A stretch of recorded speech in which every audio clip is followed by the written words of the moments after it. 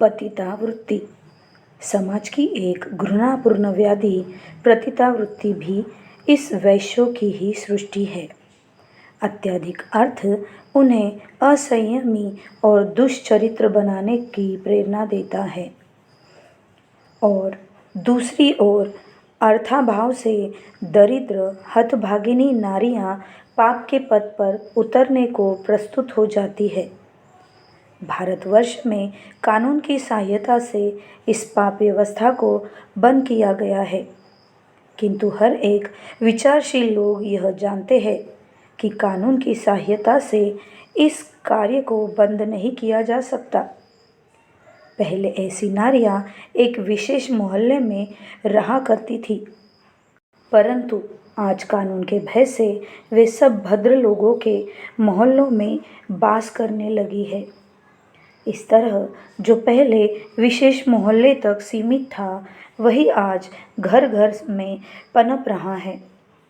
भारत को यदि इस पाप से मुक्त होना है तो वैश्य समाज व्यवस्था का अवसान जरूरी है, क्योंकि 80% क्षेत्र में इस पाप का कारण अर्थनैतिक अविचार है, जहाँ कुशिक्षा और हीन वृत्ति के फलस्वरूप मनुष्य दोनों ही इस पाप को प्रश्रय देते हैं।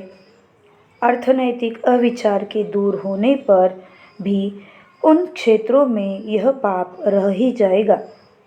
इस कारण कोई कानून न बनाकर वैश्य शोषण का अवसान करने के साथ साथ अन्य सामाजिक अविचारों को दूर हटाना होगा और इस संबंध में किसी प्रकार का कानूनी निषिद्धीकरण न करके सद्भावना का प्रचार करना जरूरी है।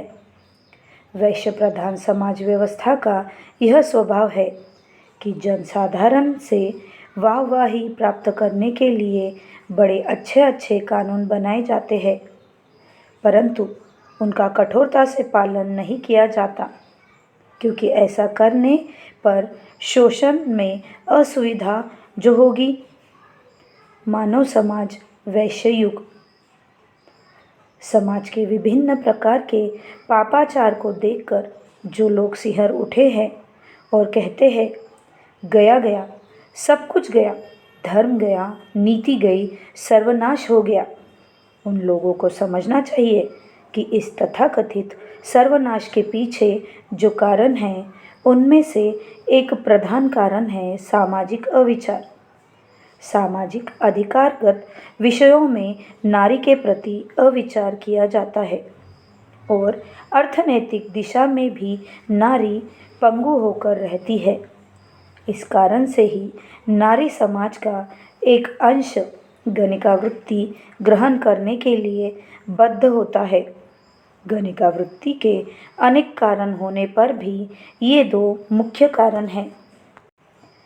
आनंद मार्ग ने नारियों को भी पुरुष के समान ही मर्यादा संपन्न मनुष्य के रूप में मान लिया है।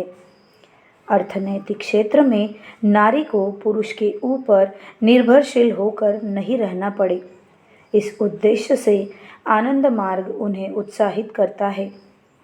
दुष्चरित्र पुरुष छाती फुलाकर समाज में रहेगा और पतिता नारी को समाज में सद्भाव से जीवन यापन करने की इच्छा रहने पर भी सुयोग नहीं मिले। यह व्यवस्था न्यायानुमोदित नहीं है। सद्भाव से जीवन यापन की इच्छुक नारी को ससम्मान समाज में स्थान देना होगा। आज की समस्याएं